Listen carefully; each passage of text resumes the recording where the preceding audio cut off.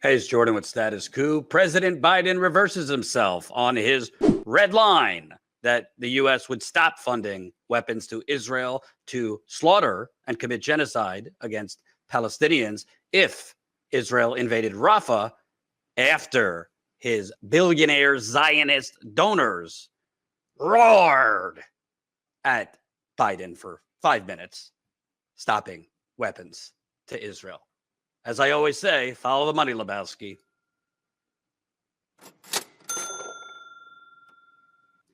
All right, lot to get to. First, let's show you the timeline of events here. We saw within the last week or two that the U.S. put a hold on an ammunition shipment to Israel. The Biden administration last week put a hold on a shipment of U.S.-made ammunition to Israel. Two Israeli officials told Axios why it matters. It's the first time since October 7th attack that the U.S. has stopped a weapons shipment intended for the Israeli military. Biden, in one of his few interviews that he did, because he is kind of in the media witness protection program, doesn't really like doing public events, doesn't want to go to college campuses or anywhere that young people could disturb or disrupt over his funding of Israel's genocide.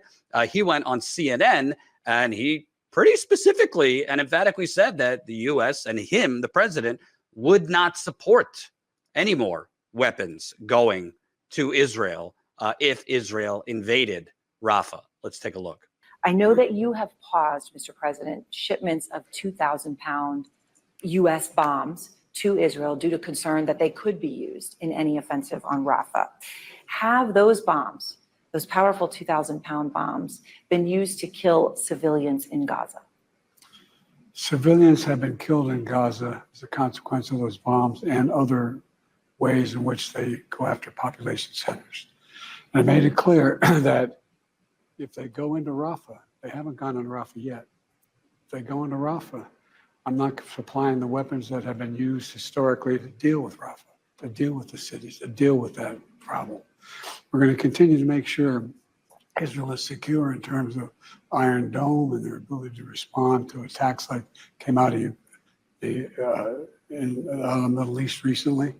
But it's just wrong. We're not going to supply the weapons and the artillery shells used that have been used. Artillery shells as well. Okay, not going to supply the weapons that have been used, including artillery shells, mortar shells, etc. Boy, did that minuscule, basic, bottom of the barrel promise from Biden that we will not supply the weapons if Israel goes into Rafah. I don't know why Rafah was the red line, but not Israel slaughtering over 30,000 in northern Gaza. But I digress.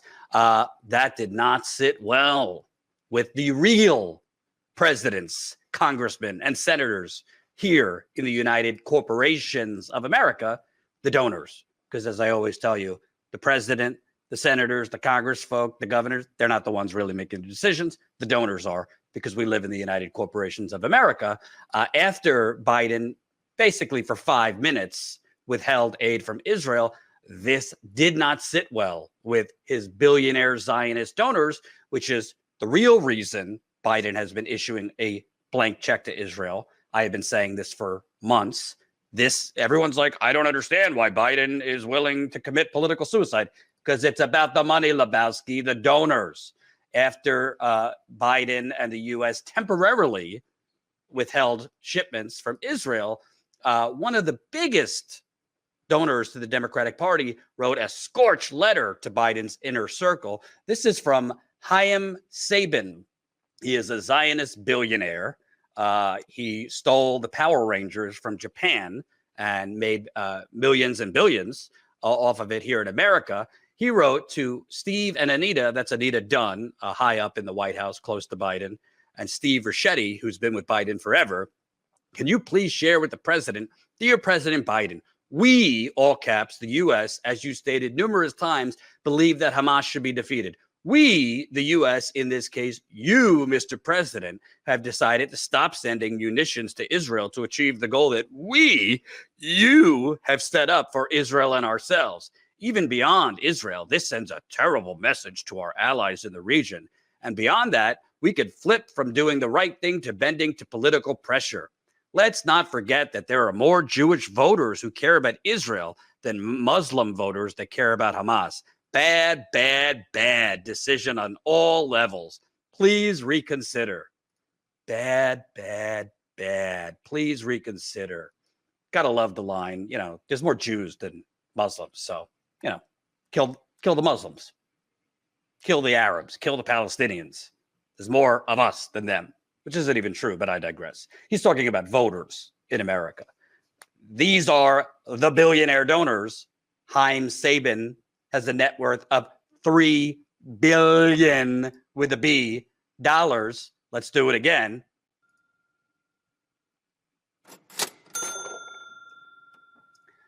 So who's running the country? Who's making foreign policy decisions? If you want to know a little bit more about Mr. Sabin, you have Biden did a fundraiser, a mega fundraiser with Sabin, not with Sabin because he wasn't there. He had COVID, but he did it at Haim Sabin's home in February. President Joe Biden, speaking to attendants at tonight's Los Angeles fundraiser, said that Donald Trump is, quote, dragging us back to the past and not leading us to the future. The event was at the home of Haim Sabin, but he was not there after testing positive for COVID, nor was the other main co-host, Casey Wasserman, who also tested positive. Biden did several fundraisers at billionaire Sabin's home. Sabin, or Saban, has helped Biden, not only has donated millions to Biden, but has helped Biden fundraise billions more. Has helped Biden fundraise hundreds of thousands more.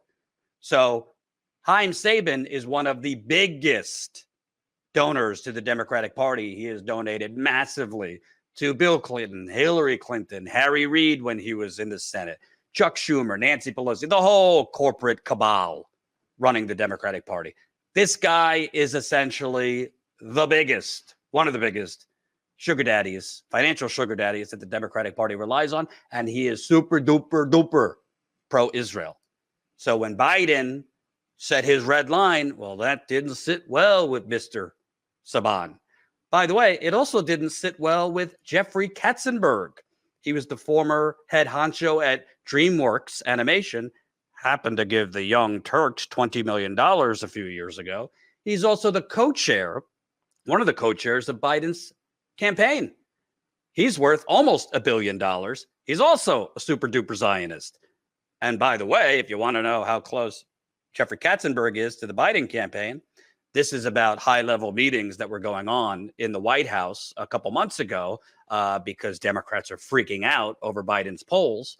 People familiar with the meetings say there is no set agenda, and the conversations have covered a range of topics, including how to take on former President Trump, the Israel-Gaza conflict, and abortion rights.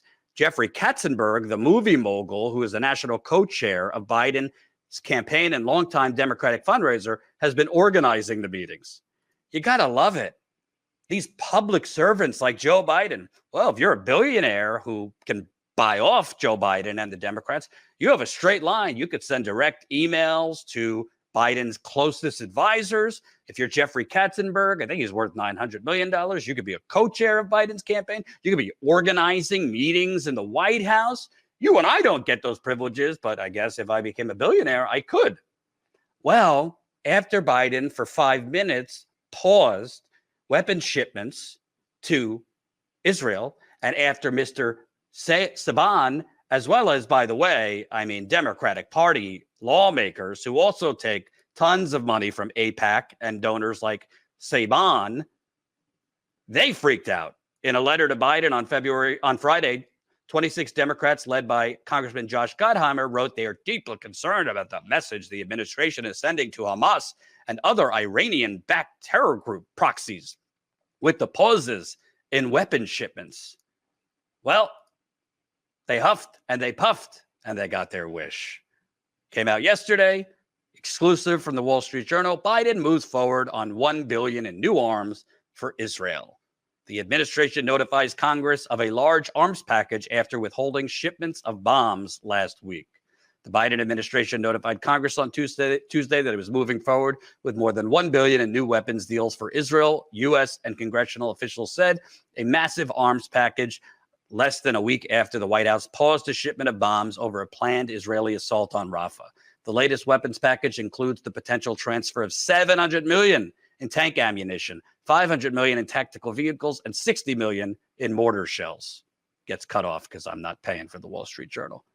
Wait, didn't Biden tell CNN no weapons, no artillery shells, mortar shells, artillery shells? So this red line, remember Obama had a red line when it came to Syria? Biden's red line of Israel invading Rafah apparently was so red it lasted 5 minutes. And all that it took was his billionaire donors, i.e. the real bosses of the United Corporations of America, fuming at this temporary pause for it to be magically reversed. I want to read this tweet because I thought it was pretty illuminating. This is from Omar Rahman. One thing overlooked in this Haim Sabin message to Biden is how easily, casually, cavalierly a man like him sends missives to the U.S. president using sloppy text speak to criticize policy on a highly consequential issue with millions of lives at stake. Says a lot about the American political system and those with access and influence over policy. Translated, yeah, you could just message the president's top advisors, basically bitch slap him. That message translated is, if you continue withholding these weapon shipments, I might start withholding my wallet. And what do you know? Magic. The pause is unpaused, and we start sending massive bombs, shells, missiles, so that Israel could slaughter and commit genocide of God knows how many more are going to be in Rafah. This is what's going on in the United Corporations of America. I want to play this clip from our on-the-ground coverage. Remember, we have been live and have covered over 50. Let me say it again, over 50 ceasefire protests since October 7th. John Farina has been doing incredible work. We need you right now. I'm not going to lie. We're in a bit of a tough financial period. Please support us. $5 a month, statuscoup.com/join. But I want to play this clip because it perfectly illuminates what we're talking about here. This is from John's coverage of a protest last night in New York City. Let's take a listen to what one protester had to say. The Zionist lobby is really strong in America, and if you're an American that cares about the United States of America, you would be worried. The same way that people are worried that we're giving money to Ukraine and giving money to Israel and giving money to all these other nations fighting these foreign wars. Why isn't this money going to all the homeless veterans? Why isn't that money going to Flint, Michigan? Why isn't the money going to all these Americans that need American tax dollars? It's going overseas, and it's killing innocent children. But even if you don't care about the innocent brown lives that are getting fucked up, that are getting killed, that are getting shot, that are getting bombed in the streets, you don't care about the $3.8 billion annually that's going to Israel, and now you're saying it's another, what, $1 billion? Yep. If you're an American, you would care about this, just because of that. Right. Why does Israel have free healthcare and we don't? Not only that, why is Israel the only country on planet Earth that the United States of America unconditionally supports? I challenge one person, one pundit, one Israeli Knesset member, one U.S. congressman or woman to find another country that we unconditionally support. Why do we unconditionally support Israel? I need people to wake up. We don't unconditionally support Ukraine. We don't unconditionally support the UK. Our $8 comes with conditions. Why do Israel's $8 come with no conditions or no strings attached? It's because the Zionist lobby is like this with America. And we need to fuck that shit up. That's why we're on the ground, getting the raw, authentic truth from the people. Truth that you will never see on CNN, MSNBC, or any of the usual corporate racket.